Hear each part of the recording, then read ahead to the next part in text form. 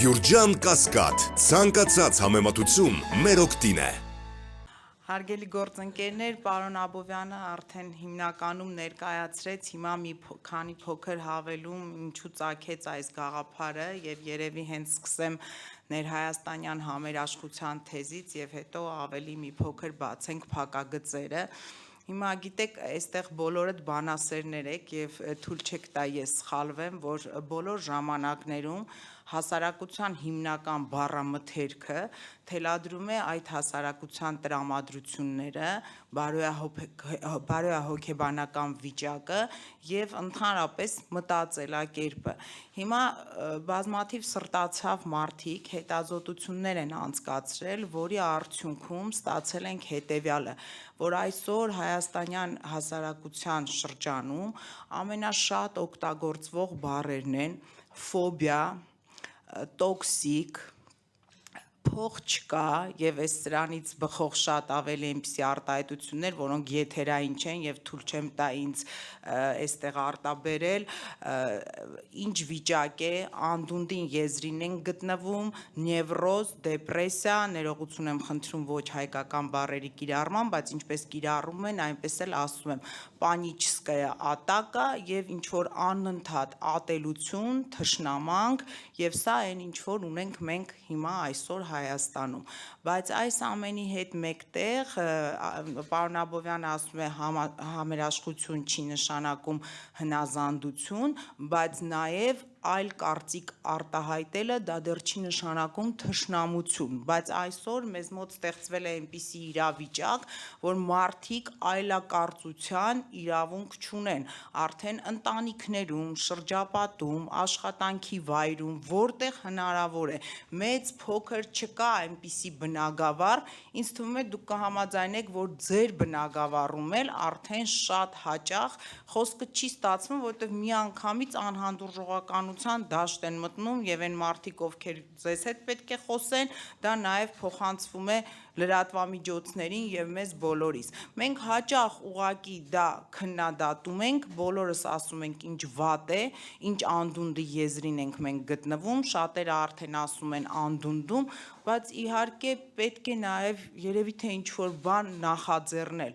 Եվ այսօր առաջին կետը ամենակարևորը նաեւ այս ներհայաստանյան համերաշխությունն է եւ այդ կամուրջ ասվածի միջոցով հնարավորություն տալ մարդկանց խոսելու, հնարավորին հարթակներ ստեղծել, որտեղ մարդիկ կկարողանան կարծիք արտահայտել, բայց կարծիք հայտարարել եւ այդ կարծիքի շուրջ առողջ քննադատություն ցույց տալ, եթե մրցակցության տեղ է նաեւ առողջ մրցակցություն, բայց խոսել, որովհետեւ հարգելիներս մենք գիտենք, որ հիմնականում մարդկանց մոտ ֆոբիաներ առաջանում են նաեւ այդ չխոսելուց։ Մենք հիմա բոլորս մեկս մյուսից կամ նեղացած ենք, կամ չենք խոսում եւ ասեմ նաեւ այս մեր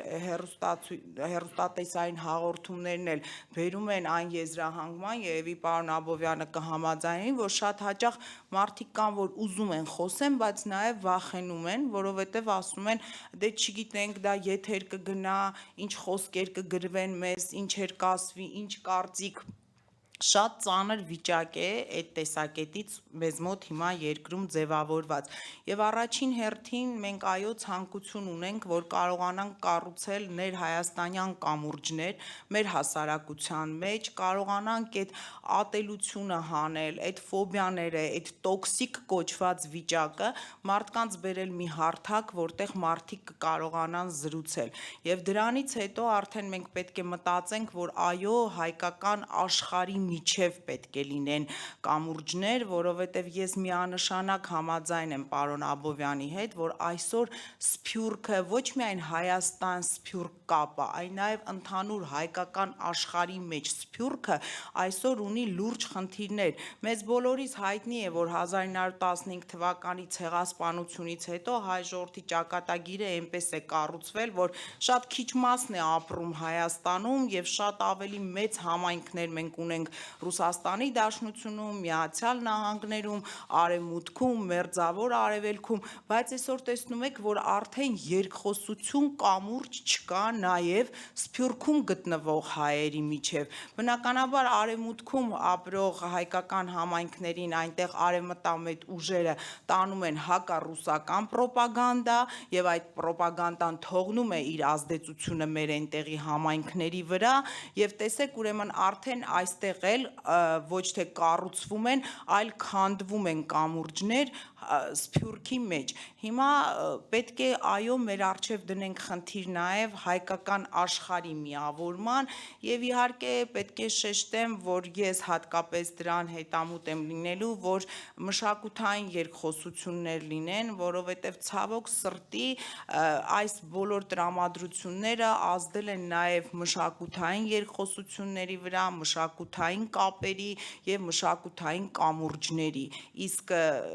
բոլոր ժամանակներում դա հայտնի թեզ է, որ մշակույթը կապել է մեզ բազմաթիվ ժողովուրդների եւ երկրների հետ, որ մշակութային երկխոսությունը, դիալոգ կուլտուր կոչվածը եղել է բոլոր ժամանակներում շատ կարեւոր եւ շատ անհրաժեշտ, բայց հիմա երբ որ մենք մեր երիտասարդ սերնդին էլ նայում ենք, գիտեք, եկել է ասենց ինչ որ պա, եկել են պապերը, տատերը, ծնողները, իմացել են պատմություն, մշակույթ, գրականություն, շատ անգամ այդ գրականությունը հենց օրիգինալում են կարդացել ռուսերեն լեզվով, հիմա ասենց ինչ որ մի բան կտրվել է, մի հատ վակուում է, մեկ որ երիտասարդների հետ խոսում ես, ուղղորդում ես, հասկանում ես, որ ճիշտ ուղղորդման դեպքում այդ երեխեքը շատ հետաքրքրություններ ունեն, ուզում են կարդան, հասկանան, բայց մեկ էլ ստեղծվում է իրավիճակ, որ նույնիսկ այ հիմա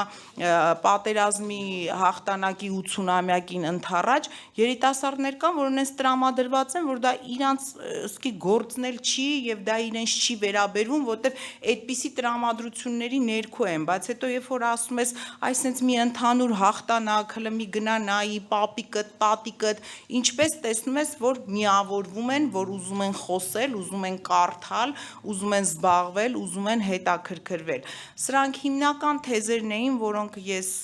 որոնց մասին ուզում էի խոսել, հետո գործընկերները խոսեն, եթե էլի ինչ որ կարիք կլինի հավելելու, ես նորից կասեմ իմ խոսքը, շնորհակալություն ուշադրության համար, հիմա տեսնենք մեր